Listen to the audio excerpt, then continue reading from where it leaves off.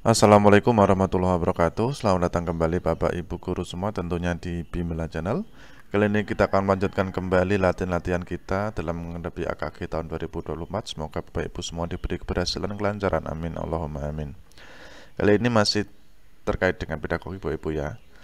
Nah, dalam latihan ini Bapak Ibu juga silakan bisa mengisi jawabannya sebelum nanti kita berikan kuncinya ya. Oke. Kita mulai saja, tapi yang baru bergabung silahkan bisa klik subscribe. Jangan lupa bunyikan lonceng notifikasinya agar selalu mendapatkan update terbaru dari kami di Bimela Channel. Oke, Bapak Ibu sudah memegang alat tulis dan kertas ya. Silahkan dicoba dikerjakan. Ada nanti sekitar 15 soal ya. Nomor 1, menerapkan berbagai pendekatan, strategi, metode, dan teknik pembelajaran yang mendidik secara kreatif dengan mengintegrasikan teknologi merupakan kompetensi inti pedagogik pada aspek A. Penguasaan terhadap karakteristik peserta didik, B. Penguasaan pada teori belajar dan prinsip-prinsip pembelajaran, C. Pembelajaran atau pengembangan kurikulum, D. Penyelenggaraan pembelajaran yang mendidik, E. Berkomunikasi pada peserta didik. Silakan Bapak Ibu dijawab. Waktunya 5 detik. Dan jawaban yang tepat adalah B, yaitu penguasaan pada teori belajar dan prinsip-prinsip pembelajaran. Baik, nomor 2. Teori ini memandang belajar sebagai hasil dari pembentukan hubungan antara rangsangan dari luar atau stimulus dan balasan dari siswa atau respons yang dapat diamati. Semakin sering hubungan bond antara rangsangan dan balasan terjadi, maka akan semakin kuatlah hubungan keduanya atau law of exercise. Teori belajar yang dimaksud adalah A. Behaviorisme, B. Cybernetik, B. Kognitif, C. Humanistik, D. Cybernetik, atau E. Konstruktivisme. Silakan dijawab. Dan jawaban yang tepat adalah A. Behaviorisme. Silakan diingat-ingat, behaviorisme di sini kunci adalah ada stimulus dan ada respon. Oke. Soal yang ketiga. Di dalam proses pembelajaran, para siswa dihadapkan dengan situasi di mana ia bebas untuk mengumpulkan data, membuat hipotesis, mencoba-coba, trial and error, mencari dan menemukan keteraturan atau pola, menggeneralisasi atau menyusun rumus beserta bentuk umum, membuktikan benar tidaknya dugaannya itu. Hal-hal ini merupakan penerapan teori belajar A. Cybernetik, B. Kognitif, C. Humanistik, D. Behaviorisme, atau E. Konstruktivisme. Silakan dijawab 5 detik dari sekarang. Dan jawaban yang tepat adalah E, Bapak Ibu ya, humanistik. Soal berikutnya, seorang guru yang mengembangkan tujuan pembelajaran untuk menggambarkan proses dan hasil belajar yang diharapkan dicapai oleh peserta didik sesuai dengan kompetensinya dimuat dalam A. Silabus, B. RPP, C. Silabus dan RPP, D. SKL, atau E. Lembar penilaian. Silakan dijawab 5 detik dari sekarang.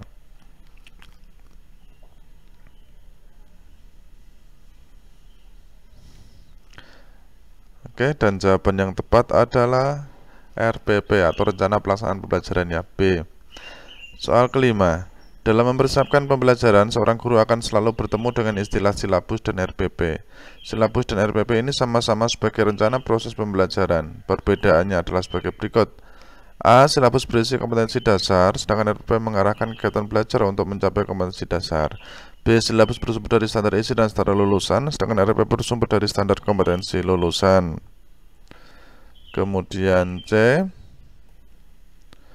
RPP dibuat oleh guru, sedangkan silabus oleh tim guru. D. RPP dan silabus keduanya disusun oleh setiap satuan pendidikan. Dan E. Dalam silabus dijelaskan metode, media pembelajaran, sumber belajar, langkah-langkah pembelajaran, evaluasi secara rinci. Silakan jawab 5 detik dari sekarang. Ya, dan jawaban yang tepat adalah A, Bapak Ibu ya. Silabus ini berisi kompetensi dasar, sedangkan RPP mengarahkan kegiatan belajar untuk mencapai kompetensi dasar tersebut. Oke, kita lanjut soal yang ke-6.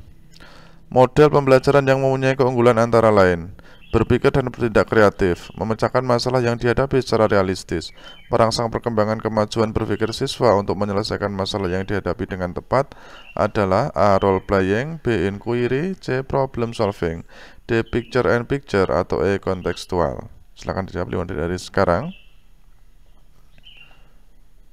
Dan jawaban yang tepat untuk soal nomor 6 adalah problem solving, Bapak Ibu ya, atau C. Problem solving. Di sini ada kata kuncinya memecahkan masalah. Nomor 7. Seorang guru mengajukan pertanyaan pada siswa dengan tujuan agar siswa tersebut mengingat kembali materi pelajaran yang sudah dipelajari sebelumnya. Hal tersebut termasuk kegiatan A. Memberikan ucapan, B. Melaksanakan tes awal, C. Memberikan bimbingan, D. Membuat kaitan, atau E. Meningkatkan motivasi. Dan jawaban yang tepat adalah E, Bapak Ibu ya, yaitu meningkatkan motivasi. Nomor 8. Seorang guru menjumpai kebiasaan belajar yang kurang tepat yang dilakukan oleh salah seorang siswanya sehingga kesulitan dalam mengikuti pelajaran. Langkah awal yang tepat untuk mengatasi kesulitan belajar demikian adalah A. Menunjukkan akibat atau dampak kebiasaan belajar yang salah terhadap prestasi belajar. B. Berikan kesempatan kepada siswa untuk mendiskusikan aspirasinya secara rasional. C. Ciptakan iklim sosial yang sehat antara guru dengan siswa, antara siswa dengan siswa di dalam kelas. D. Susun aturan dan batasan-batasan dalam proses pembelajaran. Atau E. Berikan kesempatan memperoleh pengalaman yang menyenangkan atau memperoleh sukses dalam belajar meskipun prestasinya minimal. Silakan dijawab 5 menit dari sekarang. Dan jawaban yang tepat untuk soal nomor 8 adalah E, yaitu memberikan kesempatan memperoleh pengalaman yang menyenangkan atau memperoleh sukses dalam belajar meskipun prestasinya minimal. Ini untuk mengatasi kesulitan belajar yang demikian, Bapak Ibu ya.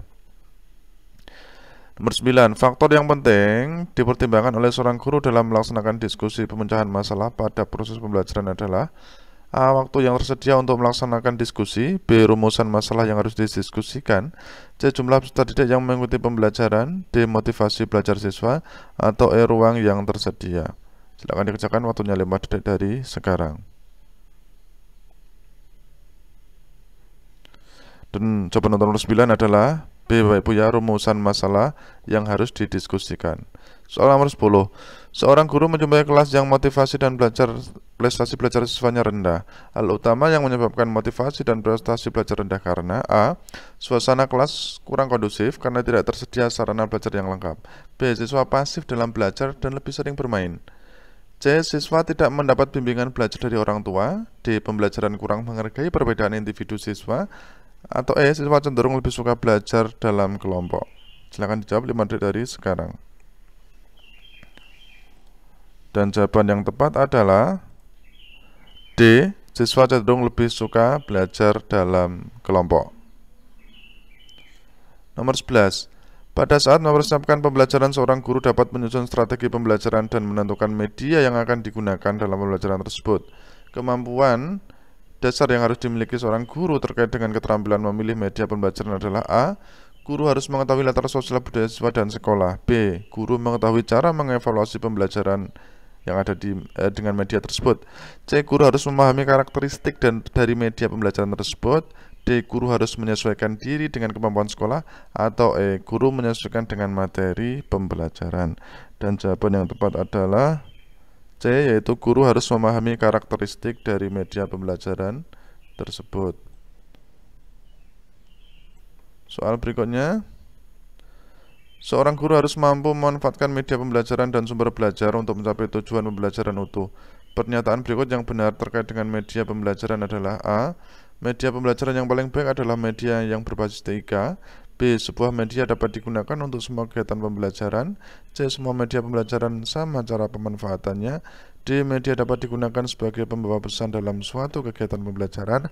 Atau E. Memilih media tidak perlu banyak pertimbangan agar tidak merepotkan. Silakan jawab, waktunya 5 detik dari sekarang. Dan jawaban yang tepat untuk soal nomor 12 adalah D, yaitu media dapat digunakan sebagai pembawa pesan dalam suatu kegiatan pembelajaran. Soal nomor 13. Setiap materi pembelajaran memiliki tingkat kesukaran yang bervariasi. Untuk memudahkan siswa memahami materi yang memiliki tingkat kesukaran tinggi, guru sering memanfaatkan media pembelajaran, misalnya media gambar atau tayangan video yang berisi sistem peredaran darah. Fungsi dari media pada pernyataan tersebut adalah A. Menampilkan objek yang terlalu besar. B. Menampilkan objek yang sulit diamati. C. Membuat konkret konsep yang abstrak. D. Menampilkan objek yang tidak dapat diamati dengan mata telanjang.